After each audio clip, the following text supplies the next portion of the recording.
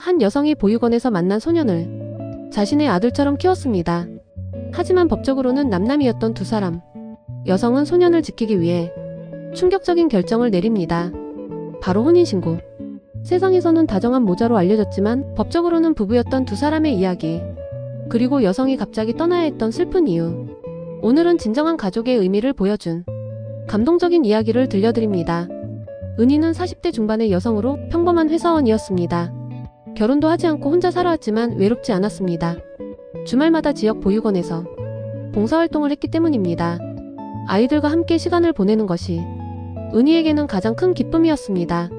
어느 토요일 은희는 보육원에서 한 소년을 만났습니다. 이름은 준우. 12살이 조용한 소년이었습니다. 준우는 다른 아이들과 어울리지 못하고 항상 구석에 혼자 앉아 있었습니다. 은희가 다가가 말을 걸었지만 준우는 대답하지 않았습니다. 다른 봉사자들은 준우가 발달장애가 있어서 친구들에게 따돌림을 당한다고 설명했습니다. 은희는 준우에게 관심을 가지기 시작했습니다. 매주 보육원을 찾을 때마다 준우 옆에 앉아 책을 읽어주거나 그림을 그렸습니다. 처음에는 반응이 없던 준우가 점차 은희에게 마음을 열기 시작했습니다. 어느 날 준우가 처음으로 은희에게 미소를 지었습니다. 그 미소를 본 은희는 가슴이 뭉클했습니다. 6개월 후 은희는 준우를 자주 만나기 위해 위탁가정 신청을 했습니다. 주말마다 준우를 집으로 데려와 함께 시간을 보냈습니다. 준우는 은희의 집에서 편안해했습니다. 은희가 만들어준 음식을 맛있게 먹고 은희와 함께 TV를 보며 웃었습니다. 은희는 준우가 자신의 아들 같다고 느꼈습니다. 1년 후 은희는 큰 결정을 내렸습니다. 준우를 입양하기로 한 것입니다. 하지만 보육원 원장은 난처한 표정을 지었습니다. 준우에게는 친모가 있다고 했습니다. 비록 10년 전 준우를 보육원에 맡기고 사라졌지만 법적으로는 여전히 친권을 가지고 있었습니다. 친모의 동의 없이는 입양이 불가능했습니다. 은희는 실망했지만 포기하지 않았습니다. 준우를 계속 위탁가정으로 데려왔고 사실상 함께 살기 시작했습니다. 준우는 은희를 엄마라고 불렀고 은희는 준우를 아들처럼 돌봤습니다. 주변 이웃들도 둘을 친모자로 알고 있었습니다. 하지만 법적인 문제가 발생했습니다. 준우는 장애인 등록이 되어 있었지만 은희가 법적 보호자가 아니었기 때문에 각종 지원금이나 연금을 받을 수 없었습니다. 은희는 자신의 돈으로 준우를 돌봤지만 준우가 성인이 된 후에도 이 문제는 계속될 것이었습니다. 은희는 고민 끝에 변호사를 찾아갔습니다. 입양이 불가능한 상황에서 준우의 법적 보호자가 될 수 있는 방법을 물었습니다. 변호사는 한 가지 방법을 제시했습니다. 준우가 성인이 되면 혼인신고를 하는 것. 법적으로 부부가 되면 은희가 준우의 배우자로서 모든 권리를 행사할 수 있다고 했습니다. 은희는 충격을 받았습니다. 자신의 아들 같은 준우와 결혼한다니. 하지만 다른 방법이 없었습니다. 은희는 준우의 미래를 위해 이 방법을 선택하기로 했습니다. 준우가 19살이 되던 해 둘은 혼인신고를 했습니다. 준우는 그 의미를 완전히 이해하지 못했지만 은희가 자신을 평생 보호해준다는 것은 알았습니다. 법적으로 부부가 된 후에도 둘의 관계는 변하지 않았습니다. 여전히 모자처럼 살았습니다. 은희는 준우를 돌보며 평범한 일상을 이어갔습니다. 하지만 행복한 시간은 오래가지 못했습니다. 어느 날 준우의 친모 경숙이 나타났습니다. 10년 만에 처음 본 경숙은 많이 변해 있었습니다. 야윈 얼굴에 지친 모습이었습니다. 경숙은 은희에게 다짜고짜 준우의 장애인 연금을 요구했습니다. 은희가 거절하자 경숙은 고함을 질렀습니다. 자신이 친엄마라고 준우를 돌려달라고 소리쳤습니다. 은희는 경숙에게 설명했습니다. 준우는 이제 법적으로 자신의 배우자라고 경숙에게는 더 이상 권리가 없다고. 경숙은 믿을 수 없다는 표정을 지었습니다. 은희가 혼인신고 서류를 보여주자 경숙은 분노했습니다. 어떻게 아들 같은 애와 결혼할 수 있냐고 비난했습니다. 경숙은 매일 은희의 집 앞에 나타나 소란을 피웠습니다. 이웃들이 쳐다보는 것도 신경 쓰지 않고 큰 소리로 욕설을 퍼부었습니다. 준우는 혼란스러워했습니다. 낯선 여자가 자신의 엄마라고 하지만 준우에게 엄마는 은희뿐이었습니다. 은희는 경숙을 만나 돈을 주겠다고 제안했습니다. 그러니 다시는 나타나지 말라고 부탁했습니다. 경숙은 돈을 받고 사라졌습니다. 은희는 안도의 한숨을 쉬었습니다. 하지만 그것은 시작에 불과했습니다. 얼마 후 은희는 병원에서 충격적인 진단을 받았습니다. 망막색소 변성증, 시력을 점차 잃게 되는 희귀병이었습니다. 의사는 말했습니다. 몇 년 안에 완전히 실명할 것이라고. 치료법은 없다고. 은희는 절망했습니다. 자신이 앞을 볼 수 없게 되면 준우를 돌볼 수 없었습니다. 오히려 준우가 자신을 돌봐야 하는 상황이 올 것이었습니다. 은희는 준우에게 짐이 되고 싶지 않았습니다. 준우는 평생 보호받으며 살아야 할 사람이었습니다. 은희는 밤마다 고민했습니다. 어떻게 해야 준우를 지킬 수 있을까? 그리고 결론을 내렸습니다.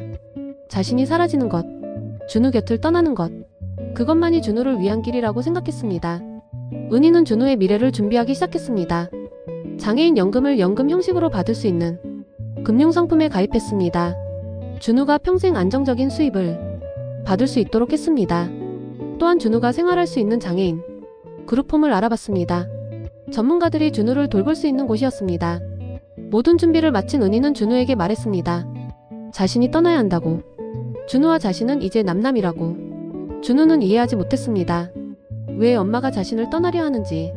준우는 울면서 은희를 붙잡았습니다. 은희는 준우의 손을 뿌리치며 집을 나섰습니다.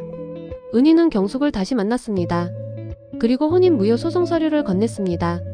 경숙이 소송을 제기하면 준우와의 혼인이 무효가 될 것이었습니다.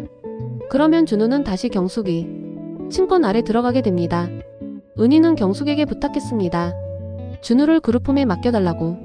매달 생활비를 보내주겠다고 약속했습니다. 경숙은 서류를 받고 고개를 끄덕였습니다. 하지만 경숙의 눈빛에는 욕심이 가득했습니다. 은희는 알았지만 어쩔 수 없었습니다. 자신이 사라지면 적어도 준우가 혼자 남겨지지는 않을 것이었습니다. 은희는 작은 원룸으로 이사했습니다. 준우에게 연락하지 않았습니다. 준우를 보고 싶었지만 참았습니다. 은희의 시력은 점점 나빠졌습니다. 이제 사물이 흐릿하게 보였고 밤에는 거의 앞이 보이지 않았습니다. 한편 준우는 은희를 그리워하며 매일 울었습니다. 그룹홈 직원들이 달래도 소용없었습니다. 준우는 은희가 왜 자신을 떠났는지 이해할 수 없었습니다. 준우는 은희가 살던 집을 찾아갔지만 빈집이었습니다.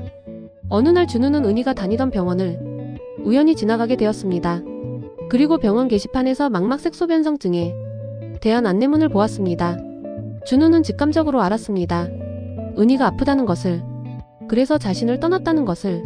준우는 병원에서 은희의 진료 기록을 확인하려 했지만 개인정보를 알려주지 않았습니다. 하지만 준우는 포기하지 않았습니다. 은희가 자주 가던 곳들을 찾아다녔습니다. 그리고 마침내 작은 공원에서 은희를 발견했습니다. 은희는 벤치에 앉아 흰 지팡이를 짚고 있었습니다. 시력을 거의 잃은 것이었습니다. 준우는 뛰어가 은희를 껴안았습니다. 은희는 준우의 목소리를 듣고 눈물을 흘렸습니다. 준우는 물었습니다. 왜 말하지 않았냐고. 왜 혼자 아파했냐고. 은희는 대답했습니다. 자신이 준우에게 짐이 되고 싶지 않았다고. 준우는 평생 보호받으며 살아야 하는데 눈먼 자신이 어떻게 준우를 돌볼 수 있겠냐고. 은희는 울면서 말했습니다. 자신이 떠나는 것이 준우를 위한 길이라고 믿었다고. 준우는 은희의 손을 꼭 잡았습니다. 그리고 말했습니다. 자신이 이제 엄마를 돌볼 거라고. 엄마가 자신을 돌봐준 것처럼 자신도 엄마를 돌볼 거라고. 준우의 말에 은희는 더욱 울었습니다. 그룹홈 직원들이 도착했습니다. 준우가 연락한 것이었습니다. 직원들은 은희에게 설명했습니다. 준우가 그룹홈에서 열심히 생활하며 간단한 일들을 배우고 있다고.